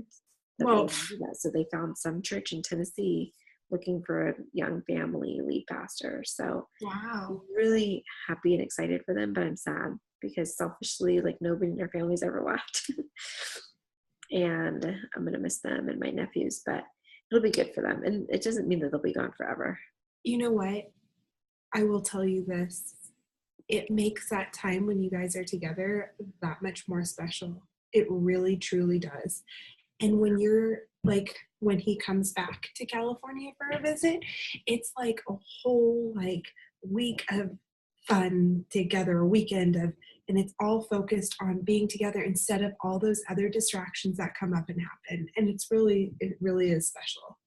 That's what we keep talking about. Because right now it's like, I always talk to my sister-in-law, we totally take it for granted. We don't get the boys together nearly as often as we always say we want to, because they're 10 minutes away. And it's like, oh yeah, I can't today because of this or that. And so weeks, months will go by. I mean, we see them pretty regularly at my parents' house, but in terms of trying to do play dates with her, but we were talking about that when they're in town, it'll be, such focused time. But sorry, I totally got off topic. No, but it's super true. Like, it's really true. Like, that's been huge for us and that was, that's not one of the reasons we moved, but that's part of it. Like, having the people that you're closest with not with you all the time, it really does make that time that much more special. Like, my mom is amazing and always has been in my life. However, she had just retired. She just retired last year. And I was home for the summer and she was home for the summer. And I was like, hey, Mom, last summer I had a 6-month-old. And I was like, oh, hey, Mom, you want to do this, or you want to come over? Oh yeah, but I have to do this first, and I have to do this first, and I have to do this first. And I'll come over at 1. And that's nap time. Yeah. So, and then it would be like, oh, hey, do you guys want to come over for dinner? And then we wouldn't eat dinner until 7 o'clock. I'm like, I have 2 children. They cannot eat dinner at 7 o'clock. What don't you understand about that? I can't get them home for bed at 9 o'clock at night. That's not okay. What don't you get about that? And I felt, and I've had this conversation with my mom several times. I felt like she took me for granted and took advantage of me in a way, and she felt the same way about me. She felt like I expected her to do things for me that I shouldn't have expected, and vice versa. And now it's like, you're here for 4 days and it is like all gaga time. You know, we get to all go to bed together. We all eat together. She gets when the kids have to nap. She understands it because if they don't, she's going to spend 3 days listening to them scream. So it's totally different, and it's hard not seeing them every week. I saw my parents at least once a week. We had a family dinner once a week, and then I'd see her here and there in between. And it's hard. It's hard because Capri's 3 and she remembers that. She's 3.5 and she remembers that. And she says, Mom, I want to go to Gaga's house. I want to go play at Gaga's house. And that's hard. And that's actually one of the reasons we moved sooner than later. We were talking about moving this summer coming up. And I was like, Capri's getting too old. We need to do this now. Like, if we're going to do this, we need to do, and Cora's getting older too. If I'm going to stay home with the babies, I'm going to stay home when they're babies. Like, I'm going to stay home when they're in preschool. Like, this is when they need me. So it really, the being separated, it's hard and it's sad, and you go through those like little roller coaster humps, and they leave, and every time I drop them off at the airport I cry for a little minute, but then it's like, it's okay, you're gonna see them again and you're gonna have that nice visit. And I know this sounds really weird, but we always say a nice goodbye just in case something happens. But I know that's kind of morbid. Oh, I understand. That's that nurse in me. Did you know I was a nurse? I didn't know that. Yeah. So when I got out of high school, when I was in high school, I was a candy striper. And I wanted to be a nurse really, really bad. And I got out of high school, and it wasn't even the summer, and I got into a CNA program, and I became a CNA. And I quickly got into an LVN program at Maricosta College, and I finished my LVN. We got married like the day after I finished my LVN, so I had just had my 21st birthday. Chris hadn't had it. Chris was still 20. I had just turned 21. And I was an LVN, and we decided that he would go back to school, or he would not go back to school, but he would go to school first. And because he was going to school, but he at that time was going to school to be an engineer. And clearly that would pay the bills a little bit better. And all of the nursing programs had wait lists a mile freaking long. Like, one time I calculated it out, and it was like, okay, well, I'm 21, and if I go right into a program, because we couldn't afford a private program, even those were waitlist, I wouldn't graduate until I was 29, because I'd be on a wait list for 3 or 4 years, and then start whatever. But I was an LVN. I worked at a skilled nursing Alzheimer care facility for 2 years. And then I got a job with Scripps, and I worked in a doctor's office, and I was the lead LVN there. And what doctor's office did you work in? I opened the Scripps Coastal Medical Center in Carlsbad. Oh. Yeah, so when it opened, I was the first LVN to help open it. So it was cool because I actually got to help like with some of the like where people's stations and stuff were and all that. But it was neat because we did colonoscopies and sigmoidoscopies there, and then colonoscopies, but I went once a month to help with that clinic. And we did skin procedures and stuff. So I got to do some procedures. We had a peds clinic, and I got to help with circumcisions and stuff. So it was cool because I got some like actual nursing experience. Plus I did a lot of the shots and all that kind of stuff too. And then when I was ready to start going back to night school, I was going to do night school, but twice a week I had to leave a half an hour early. And they said, no, absolutely not. So I was like, well, I have to work and go to school. Like we can't afford that. And so I found home care and I started doing home care with special needs kids. And I was like, whatever I do, I don't want to work with children. I love children and I don't want to work with sick kids like at all. And I just totally fell in love. Totally fell in love. One of my clients was actually my best friend from high school's sister. I only worked for them for like 2 months because it was a total conflict of interest. I mean, like after my shift was over, it was like a half an hour, and my shift was over, almost over. The mom would come and be like, "Hey, you want a glass of wine? You want to stay for dinner?" I'm like, "Nope, I have to leave. Like, not okay." But I totally fell in love and decided I wanted to become a special ed teacher with a severely handicapped. And that's kind of where my path led me. And I continued doing working nights, working all night long, and going to school during the day, and got pregnant right before I was doing my student teaching. Found out I was pregnant a week after I started student teaching, which was crazy. And had Capri right as I finished my master's, and was super excited to start working, and had the worst classroom and job that you could imagine. It was absolutely awful.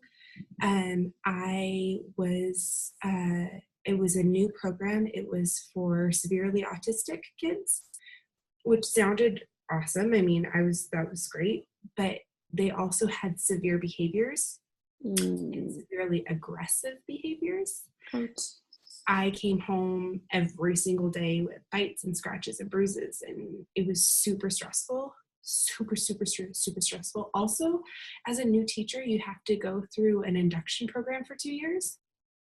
And as a special ed teacher, you have to go through a second induction program at the same time for 2 years. Oh, geez. So I was working like 60 to 80-hour weeks on a regular basis, and I had a baby at home. And honestly, Capri hated me. Every time I touched her, she would cry. She only wanted daddy because I was never home. I was never home. And so I did that classroom for 2 years. And my second year, I got pregnant with Cora. And I was still getting beat the crap up every single day. To the point where twice I started having contractions. Like, it was so bad. It was so bad. And Cora came in January.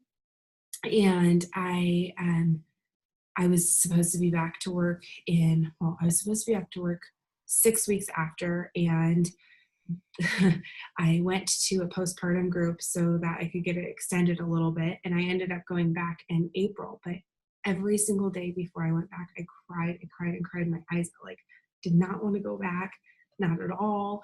It was awful. I got a transfer to a different classroom, but starting the next calendar year. And I was super excited about it because it was the classroom I finally wanted. And there ended up being some drama there too, but that was weird. And but I just never, it wasn't right. Like, I just knew it wasn't right. And Cora, when the day she started preschool, or not preschool, daycare, she was sick the whole time. Every single day she was in preschool or in daycare. She had, when she was 10 months old, she had been on antibiotics over 10 times. Oh my gosh. It was awful. And so over the summer, we had come to Colorado for a wedding. And it was crazy. It was like we came down the mountain and into this valley. And Chris and I looked at each other and we're like, oh my God, this is where we need to be. This is where we need to be here. But we knew we couldn't just move like overnight. Like, it was a process. And so our plan was for me to work that calendar year and to move this summer. And it was about a month into school. And I told Chris, I can't do this. My commute to this other school was a little over an hour each way in traffic. Oh my gosh. So do you know where Hidden Meadows is? Oh, I think so. So it's up where Deer Springs and the 15 meet. Oh yeah, my parents live right out there. Okay, so we lived up, if you keep going up the hills, we lived up there. Mhm. And I was commuting to San Alejo. Oh wow. And without traffic, it took me less than 20 minutes. It wasn't that bad. With traffic, it took me over an hour. The only good thing is I pumped to and from school. It would take even longer now because they built a new school in Yeah, between. they opened Twin Peaks or Double Peaks or whatever they call it. That's That where was my kids go. when I started. It's a great school, but it was just too much bad happening at that point. And a month and a half, it was about a month and a half, and I said, we have to do it now. We have to move now. I don't know what to do. We have to move now. I can't handle this. And Chris is like, well, I'll just apply for some jobs and see what happens. We threw our house up on the market. We decided we would just like rent a 2-bedroom apartment or something for a couple months if we had to. Like, that's what we were going to do. And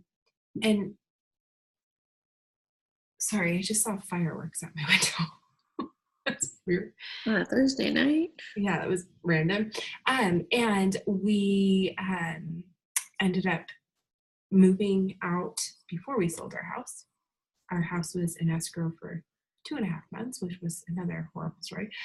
And moved out here. And that was, I don't even know why we're on this story, but I have always, like, my whole life has always been really revolved around helping people and caring for people. And so moving out here, I had nobody to help, had nobody to hear my kids. But that was different. Taking care of your kids is very different than feeling fulfilled of taking care of somebody in need. Mm-hmm. It's a huge difference there. And I mean, I had worked for my career clearly since before high school was out. Like, it was always working. I always had a job. I always was working so many hours. And then when I was here, I was searching for something. And I felt like when I found out about Beachbody, I was like, okay, but I'm not in shape. I don't like to work out.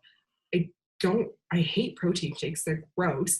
And it was like, everything was like, no, until I really realized that I'm not teaching a workout. I'm inspiring others to work out. And there's a very big difference. Absolutely. That was a lot of good stuff. That was a really long story, and I really don't know why. No, I'm glad because I didn't know all of that. In fact, I was going to ask about how did the move take place and all of that. So Yeah. I wanted to know all of that. Okay. You kind of answered some of these. What were the most difficult things you faced, or what obstacles did you have to overcome? Yeah. So the why. Okay, so the why, and then what obstacles did I have to overcome? Like 5 gabillion obstacles. But I think the biggest is finding myself and really accepting myself and loving myself. And I think that's been an obstacle that I have been hunting for my whole life. Wow. This is awesome. The most difficult things I faced, I printed it up. I have it right here too. The most difficult things, again, I mean, overcoming my own aversion to working out, being open enough to accepting. Just, I think a lot of people, that's one of the biggest aversions in this whole, the biggest obstacles to overcome with the whole concept is, I hate working out. Well, there's a lot of different options. It's not necessarily what you think, and that's why I like the on-demand. And then, but I drink, those shakes are gross. Well, it's, again, overcoming that mindset and understanding and learning. And giving it a try without, like I always have to tell my kids, you have to try it with an open mind.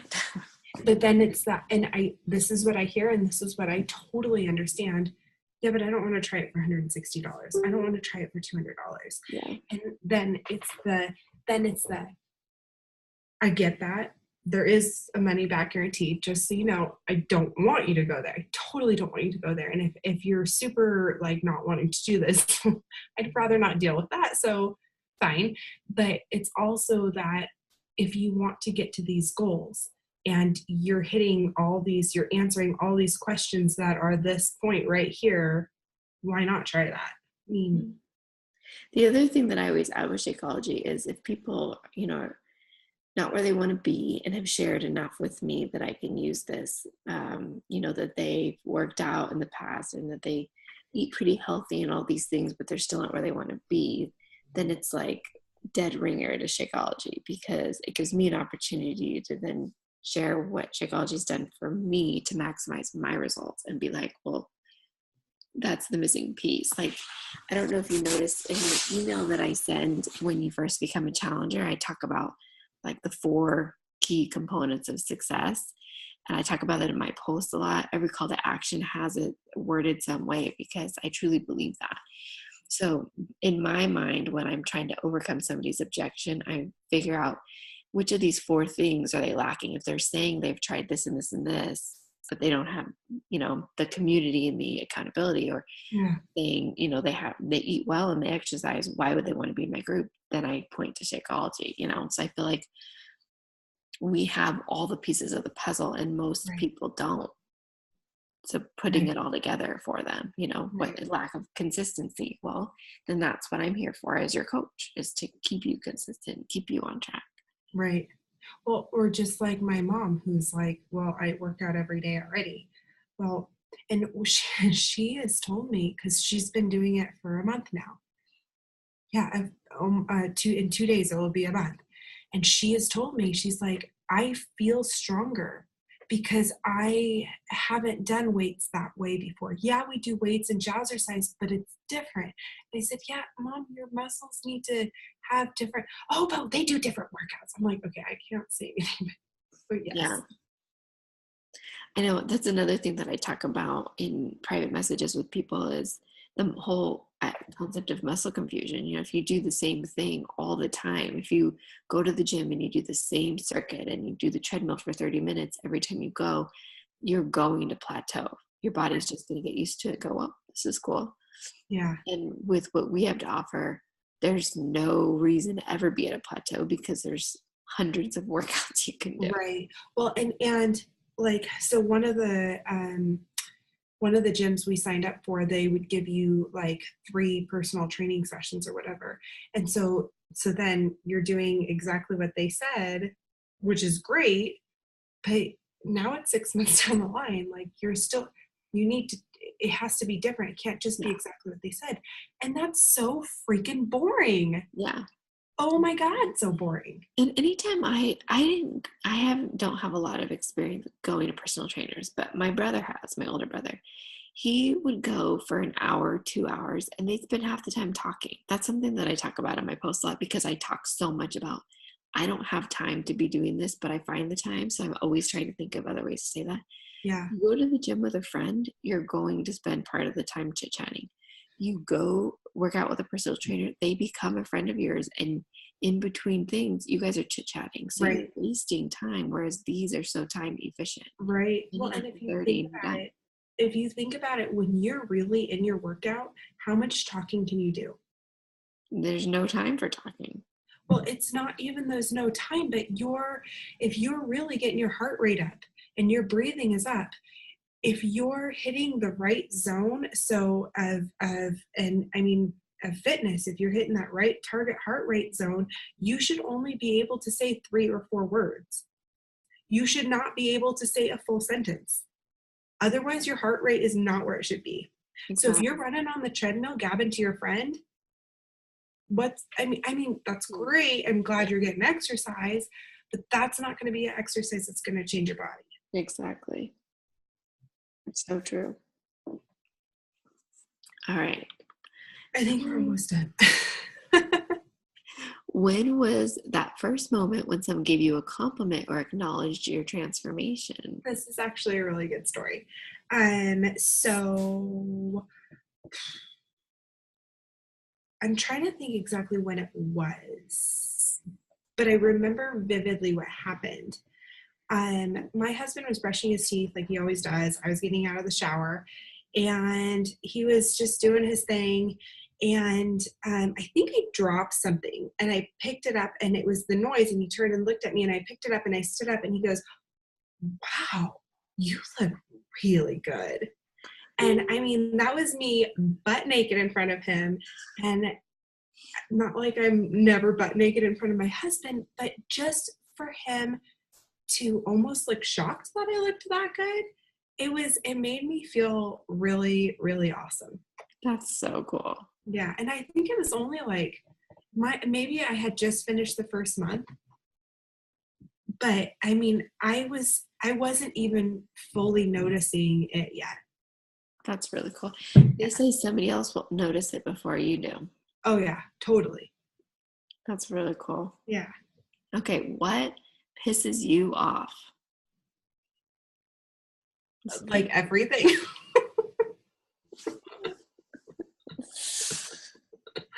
Is it bad that this is the question that I wanted to answer first? I'm just kidding.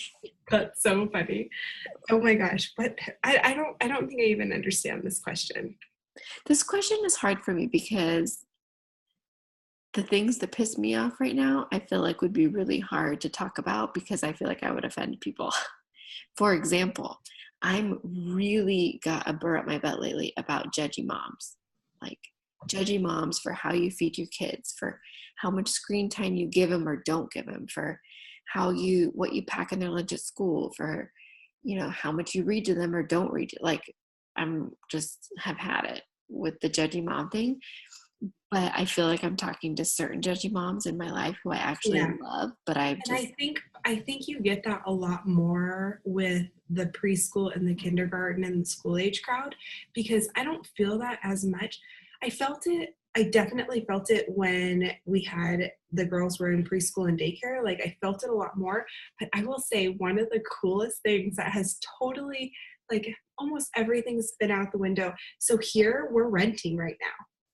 And we've always owned our home, which I mean that it's not like it's a good thing or a bad thing, but I don't care as much because we're renting.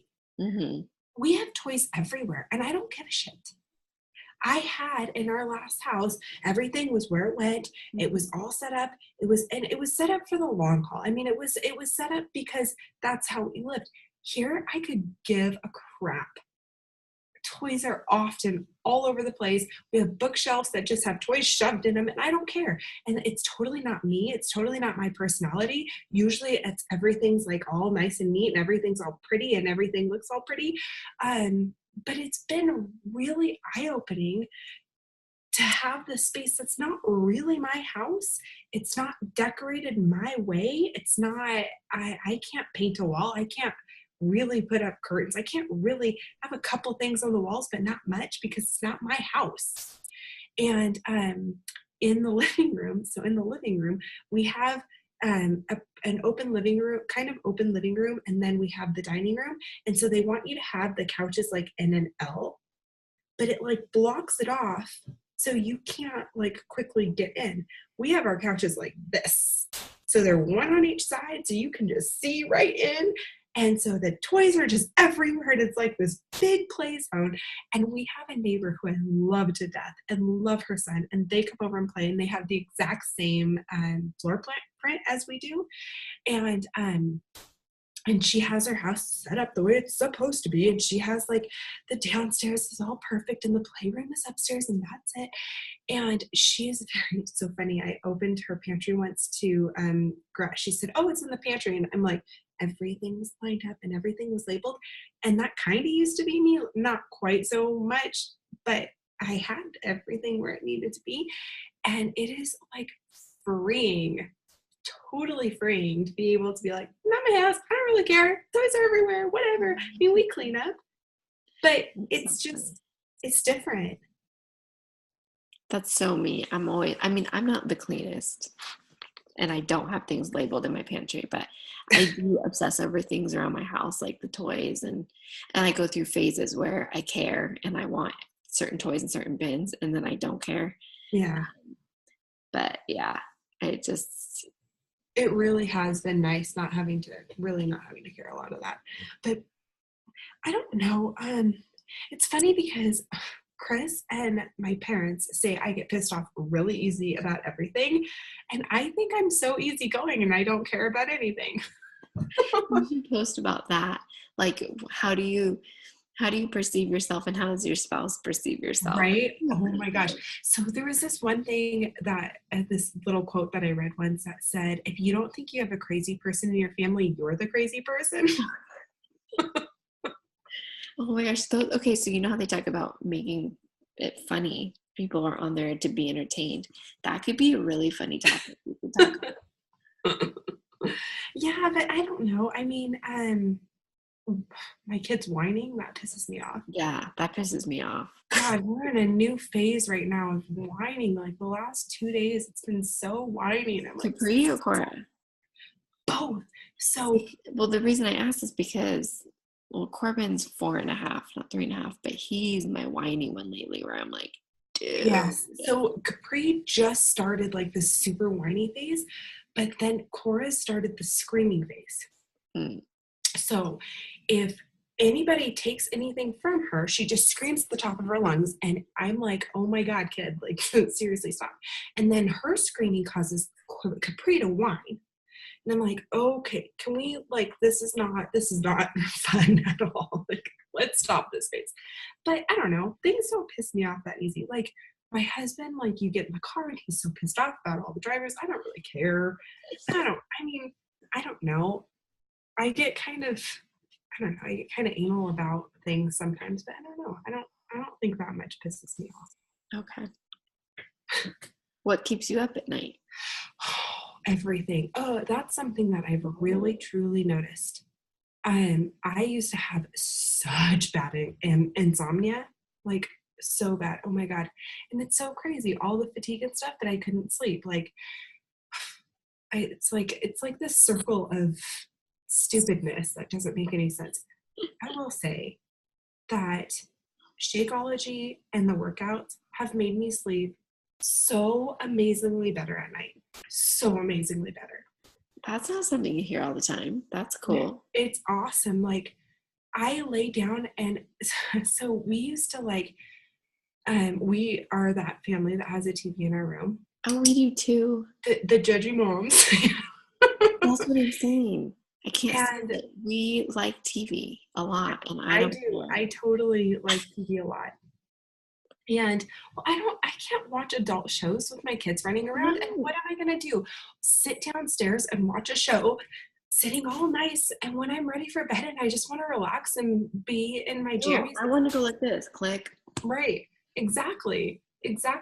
So, it used to be where I would tell my head, like, if I was kind of tired, I would say, okay, Chris, you have to put a show on that you like that I won't care about, or else I will be up until 5 o'clock in the morning watching TV. And I will be, every time I turn it off, I'll be stressing about something and something will be racing in my mind, blah, blah, blah. Now he's like, okay, hey, honey, it's only like 9. We put the girls to bed a little early.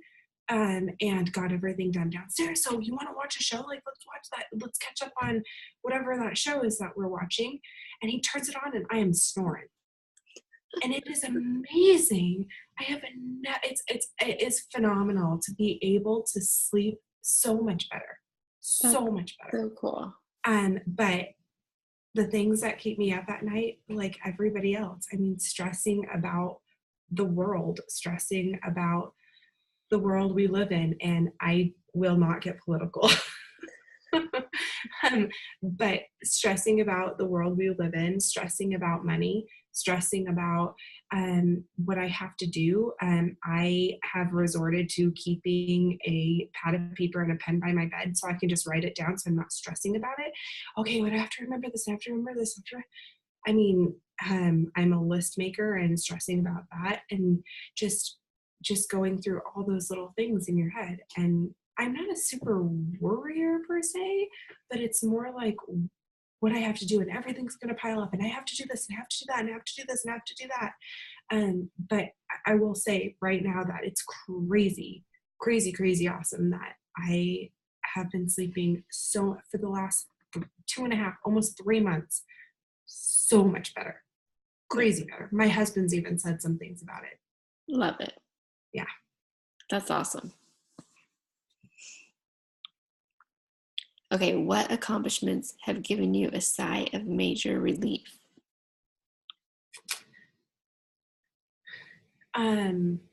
With with Beachbody or with just in general? How about anything? So, I feel like I just have so many problems. It's ridiculous. So growing up, I had a learning disability. It's not like it went away. I still have it. And actually that's one of the reasons I decided not to get my RN is because I didn't think I could. That the nursing LVN school, it's weird because it wasn't really that hard for me. I went through it without much problem, but for some reason, I did my physiology, my anatomy, and my micro, and in my micro, I was like, fuck this. Probably like everybody else. Micro sucks, yeah. I know, it was awful. Worst class ever. I couldn't memorize this stuff, and that's part of my learning disability, and I kept getting things so backwards and switched around, and I would have these fears that I was going to kill somebody because I got the meds backwards. And it's not like, I mean, I passed plenty of meds and I figured that out. I don't know why I was so, but anyway. And then I came to this spot where I was like, maybe just being an LVN is good enough. And one of the hugest accomplishments for me is not only graduating with a bachelor's degree, but having my master's degree in education was humongous. And I did that. And I passed all the tests and I did that. So very cool. That is, I would have never known that you had a learning disability. What? I would have never known that you had a learning disability. Oh yeah. It's funny because there's it's like I feel like I just finally learned how to type. Because I mean everybody still pecks up the keyboard now and again, but it took me years to learn how to type appropriately, and I still like there's a flashing toy that's sorry totally like distracting. This with spelling I'm like the worst speller in the world, and I write almost everything in Word and cut and paste on social media, even though there's an underline or whatever. No, I have to write almost like 99% of everything in Word to make sure it's okay. That's interesting. I never would have known that. Oh yeah. When I graduated high school, so for like true, like I was in special ed my whole life, and for true learning disabilities and stuff, they test you every so often. And when I entered high school, I had a 3rd grade reading level. Wow. Yeah. So I've overcome a lot. So did you really resonate with, I can't think of his name, but the guy, Cassidy or whatever his name is? Yeah, that had, well, it's funny. I worked really, really hard to overcome everything that I've overcome. And sometimes I get really pissed off about people who don't. So there's one of my pissed offs. So when I wanted to be a teacher, I wanted to be a special ed teacher, and I told my mom, it will only be for severely handicapped. I will never, ever, ever work with kids with learning disabilities, because I would be angry with them all the time, because I constantly worked hard to overcome my disabilities and not treat it as a disability. And I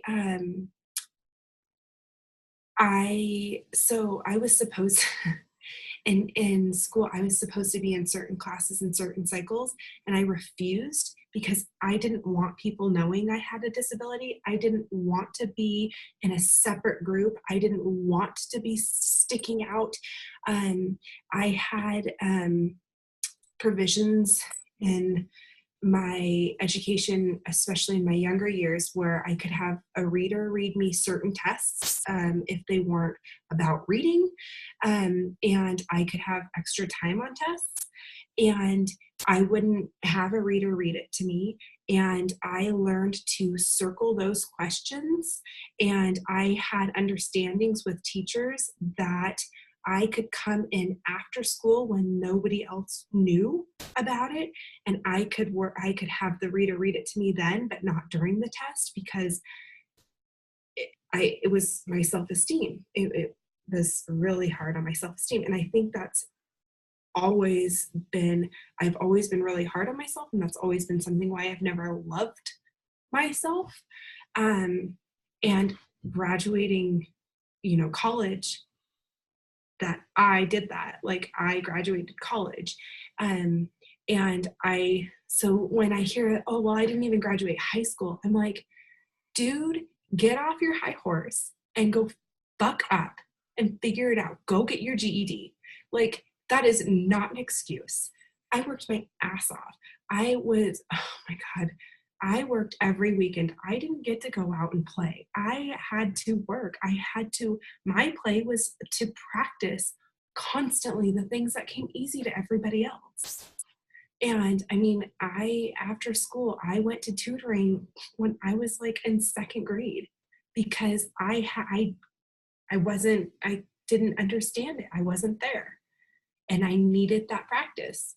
And I always worked really, really hard. So in a way, it almost aggravates me. Like, and I think that's kind of like when people have too many excuses, it's like, you need to figure out something to overcome those excuses, because so many people can overcome so many other way harder things. I totally agree. I have a hard time when people give me excuses too. And then we have our own excuses. So well, you kind of just answered this one, but I'm sure you can tell me more. How have you defied your own or other people's expectations? True. I have the biggest, I think, well, that's funny, because when we got married at 20, everybody was like, neither one of you are going to finish school. You guys are going to have, everybody thought I was pregnant. I must be pregnant. And so my husband and I are very, very, very hard workers. And we have overcome so many people's expectations. First of all, getting engaged literally the day after his 19th birthday. Nobody expected us to be married for 11 years. 11 years this year. So that's been huge. Graduating college, that was something that I overcame my own expectation. I didn't expect that I would ever graduate college. Being able to own a home, that's been a huge thing. We said that we wanted to own a home before we had kids, and we were able to do that. So that was a huge expectation that we overcame. And I didn't, so it's funny, because one of the other things that gosh, this sounds really personal and really weird, but so my boobs went from an A to, I was like overflowing in a double D when I got pregnant, and then right back down to an A. And so now clearly, like, they don't just go back, right? So we kind of debated whether we were going to try for a third or not. And so I was like, well, we're done having kids. I'm getting my boobs done, like totally getting my boobs done. But what I also wanted was, I didn't just want to get my boobs done. I wanted a mommy makeover, because I wanted liposuction on those parts that needed liposuction, and I wanted a tummy tuck. Well, one of the biggest expectations that I've overcome on my own is I don't think I need a tummy tuck anymore. And I don't think I need liposuction anymore. And that's crazy. Like that. Don't. If you told me you're going to get a liposuction and tummy tuck, I would laugh really hard and tell you you're crazy. Well, I'll go get a boob job with you though. I'm totally getting a boob job. That is still a plan. That's still in the works. And I will tell anyone, I don't care. If you have to live with the pancakes I have to live with, you would want a boob job too. So it was so funny because the other day we were out with a friend, and so I like to stuff a B cup just because it's really hard for me to actually put an A cup on and be okay with myself. And like I bend down and I look down and I'm like, oh crap, I can see like my whole entire breast because it doesn't even fit in this bra at all. Oh my gosh, that's so funny. So I took pictures last year after I had Hayden. Shayna had hit 2-star, I think. And so I told her I wanted to give her some sort of gift. So I said, well, what if we did professional photos? So I set this date to get professional photos taken for the first time, fitness photos. And it was supposed to be like a gift to her and also having that date to try to get the baby weight off. So it was last May, I think we did it. And so I was all excited and I was so happy to get the pictures back. And I mean, I wasn't like totally at my goal, but I was pretty proud of what I had accomplished at the point. So one of the first photos I put on my like page, the very first, I log in to see somebody had written a comment on it, and some guy had written, "You look great, but where is your tits?" I was so bummed. I wrote back, "I don't know, but when you find them, let me know." And then Hey, that's a good response. I like that response. That's hilarious. Oh my gosh. One time I get somebody saying something on my like page and it's that. Thanks. That's funny. That's really funny. Oh my gosh. Yeah. I mean, all that to say, I need a boob job. Oh, totally. Like I feel awkward taking pictures in a sports bra because they really just go bye-bye. Yeah, they're gone. I mean, I've always had really small breasts. I remember being in high school. I think I had just graduated high school or something, and I was shopping with a girlfriend, and we were looking for a top for something, and she goes, "Oh, well, you know, they have those like little sticky things that you can wear or whatever, but just try it on without a bra." And I said, "But you don't understand. My boobs will go away if I take my bra off. Like, you don't get it. Like, seriously, just try it on. Just try it on. Just try it on. Super cute shirt." She was like, "Yeah, so that's not going to work for you." Well, when I used to weigh 30, 40 pounds more, I had bigger boobs. Yeah, me too. Me too. But now they're like, I wear a B, but it's like when you said you bent over and there's nothing there, that's like total gaps. Yeah. So I think I'm just in denial because I haven't bought any new ones. I know. I totally need to too. Definitely need to buy some new bras. But it's, you know, that's that like, I don't know, the numbers thing. That total numbers thing where you're like, no, I don't want to buy that one because I'm not buying an A. Yeah. Right. I know. It's so true. Oh my goodness. I think we hit it all. I can't believe we hit it all. It's like midnight. This has been awesome. I feel like there's so much. I'll send you this, and I'm kind of curious how much it costs to have somebody transcribe it for you. Me too. I am curious too. I may, my husband will tell me, but I may have my husband transcribe it. Oh, that's a good idea. He's willing. He types like 200 words a minute. Oh, wow. And he used to transcribe stuff for people in college. Yeah. He's written a lot of my papers where I'm like, okay, so go. He's like, I mean, he's one of those people where they're like, what the hell are you doing to that keyboard? It does not sound like typing, like it's weird. So I may have him transcribe it for me. I'm not sure. He would probably rather do that than spend the money, but then he'll be like, oh my gosh, it costs how much money? Or it's gonna take how long? Yeah. Yeah, I am too. I'm curious how long or how much it would cost. All right. I'll look into it because I'm curious. Well, and Yeah. I need to know. So I'll let you know what I find out. Awesome. Well, this has been phenomenal. I feel like I've really gotten to know you a lot No, I better. feel like we got a lot of work To know done me today. a lot better. No, it's great. This has been awesome because I've had a lot of the stuff that just naturally came up. I've been wanting to know about you. So this is Oh, really cool. Really, yeah. really cool. It's interesting how much these questions really, even though when you read them you don't think so, but how much these questions like really dive into who you are as a person. Yeah.